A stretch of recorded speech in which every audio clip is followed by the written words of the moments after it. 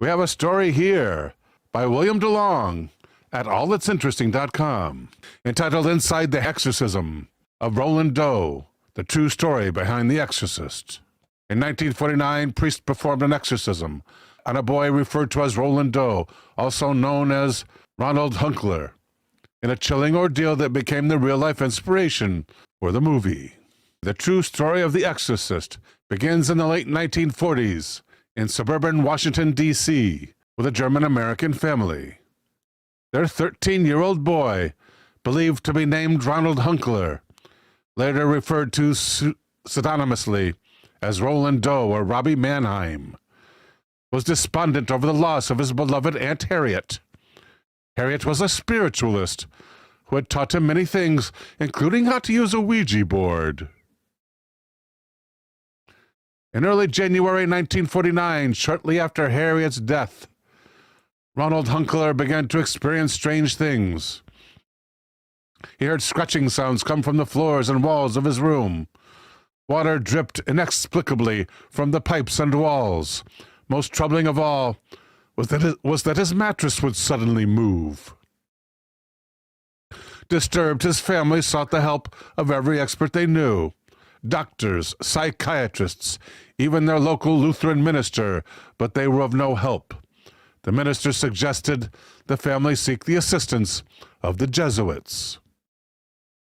Father Albert Hughes, the local Catholic priest, asked his superior's permission to perform an exorcism on the boy late in February of 1949. The church granted his request. For the exorcism, Hughes strapped the boy to the mattress and began his recitations, but he had to stop the rite when Ronald broke off a piece of the mattress spring and slashed the priest across his shoulders, leaving the exorcism unfinished. A few days later, red scratches appeared on the boy.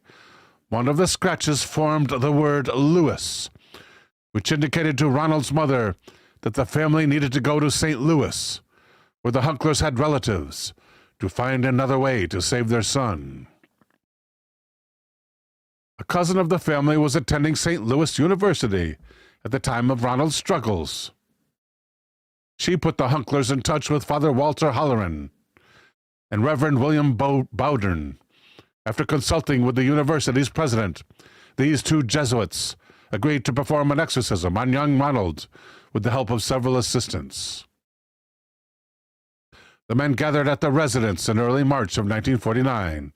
There, the exorcists witnessed scratching on the boy's body and the mattress moving violently. These were the same types of things that had happened in Maryland. Amid these bizarre happenings, Bowden and Halloran, according to their reports, noticed a pattern in Ronald's behavior. He was calm and normal during the day, but at night, after settling in for bed, he would exhibit this strange behavior, including screaming and wild outbursts. He would also enter trance-like state and start making sounds in a guttural voice. The priests also said they saw objects mysteriously flying in the boy's presence, and noted that he would react violently when he saw any sacred object presented by the attending Jesuits. At one point during the weeks-long ordeal, Bowden reportedly saw an X appear and scratches on Ronald's chest, which the priest believed signified the number 10. In another incident, a pitchfork-shaped pattern of red lines moved from the boy's thigh and staked down toward his ankle. These types of things happened every night for more than a month.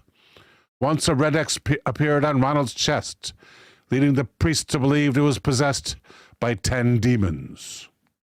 The two priests never gave up as they continued the exorcism night after night. On the evening of March 20th, it reached an unhealthy new level. Ronald urinated all over his bed and began shouting and cursing at the priests. Now his parents had had enough. They took him to Alexian Brothers Hospital in St. Louis for more serious treatment. Finally, on April 18th, a miracle occurred in Ronald's room at Alexian Brothers. It was the Monday after Easter, and Ronald awoke with seizures. He yelled at the priests, saying that Satan would always be with him. The priests laid holy relics or crucifixes and medals and rosaries on the boy.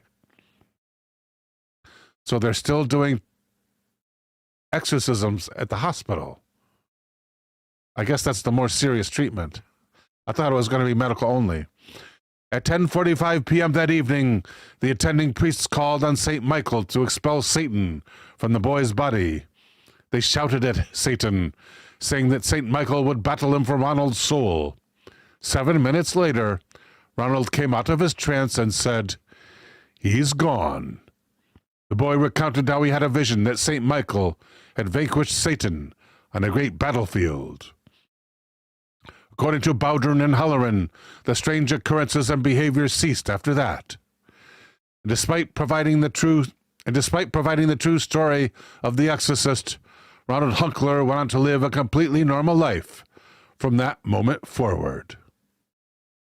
No one would have ever known about the exorcism of Roland Doe, nor would it have become the true story of the Exorcist if not for an article in the Washington Post, which reported in August 49 that priests had indeed performed an exorcism.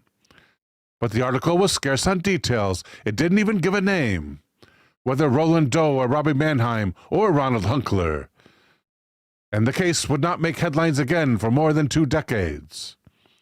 In 1971, an author by the name of William Peter Blatty penned the best-selling novel The Exorcist, based on the unofficial diaries kept by Halloran and Bowdern. The book stayed on the bestseller list for 54 weeks and spawned a hit movie in 1973.